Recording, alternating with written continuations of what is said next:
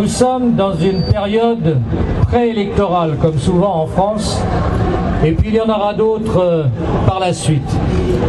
Je voudrais que chacun d'entre nous, vous, les associations, les citoyens, vous alliez au-devant de vos élus ou de ceux qui aspirent à l'être pour leur demander ce qu'ils font de leur engagement vis-à-vis de la cause du Tibet. Profitez de cette période, mettez cette pression parce que jamais l'heure n'a été aussi grave au Tibet. Tout le monde a en tête les manifestations sévèrement réprimées du printemps 2008 à quelques semaines des Jeux Olympiques. Aujourd'hui, c'est pire. 26 victimes, 26 moines parmi les plus jeunes qui se sont donné la mort par le feu. Pour les médias, une immolation en Tunisie a permis le déclenchement d'une révolte et la liberté. Au Tibet, 26 immolations n'ont toujours servi à rien. Nous devons briser cette chape de plomb du silence. C'est le sens de notre présence ici aujourd'hui. Mais il faut continuer. Ça a été le sens, toute tendance confondue à l'Assemblée nationale, d'une question que Patrick Bloch avait posée l'année dernière au gouvernement, de la question que j'ai posée le 22 février, jour du Nouvel An tibétain, toujours auprès du ministre des Affaires étrangères, pour que l'on n'oublie pas le sort des Tibétains, pas plus d'ailleurs que le sort des Chinois réprimés, car le combat des deux peuples est un combat unitaire et non pas séparatiste. Nous avons décidé ensemble, Parti socialiste, Nouveau Centre, UMP, pour les députés engagés en tout cas, de déposer ensemble la première résolution en faveur d'un Tibet autonome et libre à l'Assemblée nationale. Ça ne s'était jamais fait. Bien sûr, cette déposition n'est que symbolique. Elle ne sera pas débattue. Mais je veux vous dire, qui que nous soyons, je souhaite que le groupe Tibet de l'Assemblée nationale, lors de la prochaine législature, prenne l'engagement d'en faire le débat et l'adopte comme l'ont fait nos amis italiens il n'y a pas si longtemps au Parlement italien. Et il serait un paradoxe que le Parlement d'un pays qui s'honore de la Déclaration des droits de l'homme et du citoyen soit incapable d'adopter une résolution qui transcende les partis politiques pour défendre la juste cause du peuple tibétain. Nous avons effectivement députés de groupes politiques différents déposé la même proposition de résolution pour marquer notre engagement et provoquer ainsi au sein de l'Assemblée nationale le débat, un débat que nous espérons pouvoir inscrire à l'ordre du jour du Parlement dans les mois à venir. Je voudrais que nous ayons une pensée, comme nous l'avons eu lors de notre minute de silence, pour les 26 Tibétaines et Tibétains, nonnes et moines, qui ont sacrifié leur vie pour la cause qui nous rassemble aujourd'hui. Je voudrais que nous pensions à eux pour saluer leur geste qui traduit un désespoir infini et se dire quelque part que notre devoir aujourd'hui, oui, notre devoir aujourd'hui, où que nous soyons, quoi que nous fassions, c'est de se dire un jour le fait que leur sacrifice n'aura pas été vain. Ils ont perdu, elles ont perdu la vie. Et cela, nous ne pouvons rien y faire. Il est trop tard.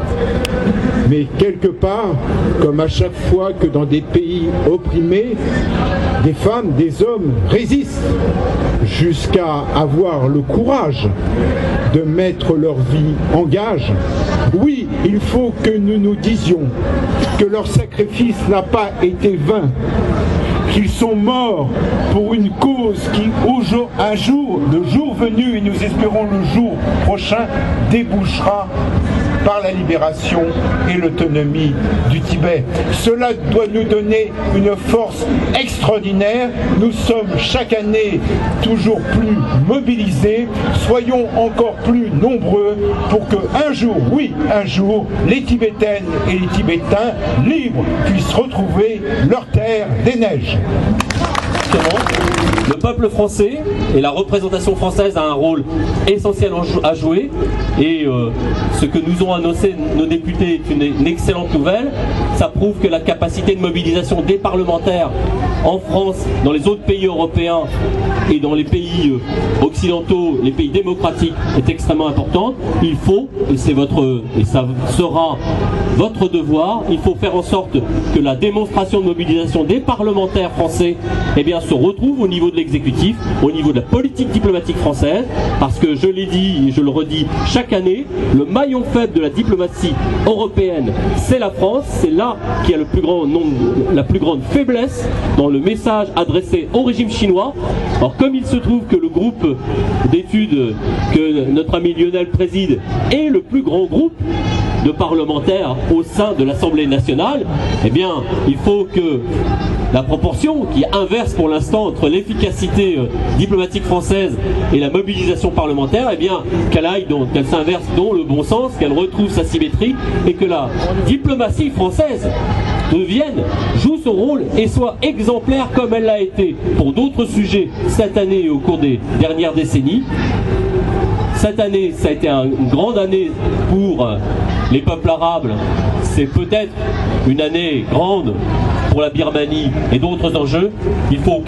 On sait que la Chine, c'est un pays qui a des rythmes très lents, donc on ne va pas dire c'est l'année prochaine ou rien, mais il faut qu'on dise et il faut faire en sorte, et on a les moyens de le faire avec les échéances qui viennent, on a les moyens de faire en sorte que l'année prochaine et les années qui suivent, ce soient des années tibétaines. Merci. Au nom des 6 millions de Tibétains, je voulais remercier Monsieur Lionel Lucas par rapport à ce qu'il avait parlé tout à l'heure pour le soutien en proposition d'une résolution pour la situation du Tibet, et puis remercier également Monsieur Patrick Bosch et également Monsieur Jean-Marc Brûlé pour le soutien que vous nous accordez ici devant tous nos compatriotes.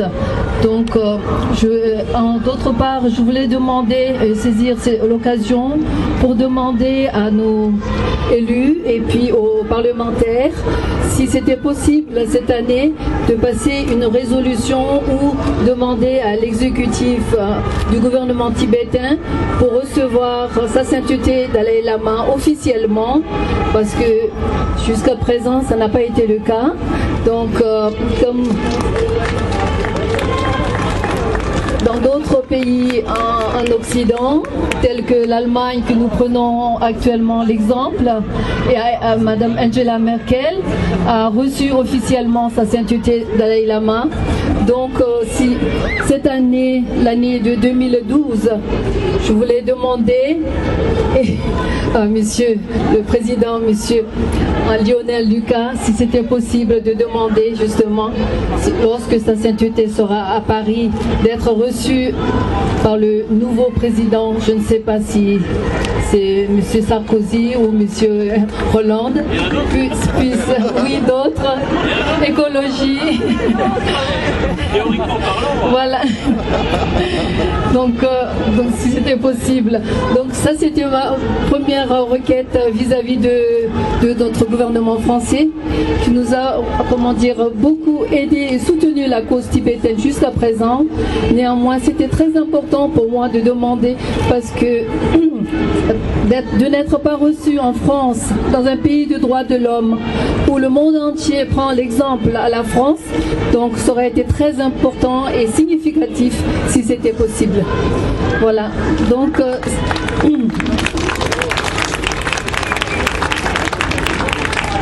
et deuxièmement, je voulais demander justement à nos amis français qui sont là, nombreux, pour soutenir justement les Tibétains qui ont sacrifié leur vie, les 26 Tibétains qui se sont immolés, donné leur vie pour la cause tibétaine, pour libérer la cause tibétaine.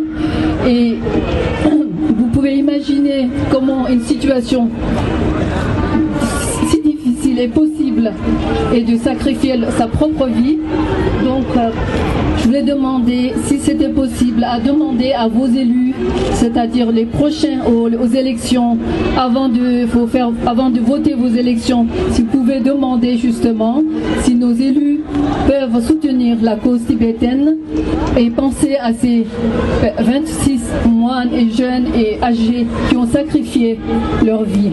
Voilà, ça c'est une deuxième demande à nos amis français et surtout aux présidents des ONG, les associations françaises qui nous ont toujours soutenus et qui sont nombreux, je sais, dans toute la France, qui soutiennent la cause tibétaine, car c'est une cause juste et pacifique. Et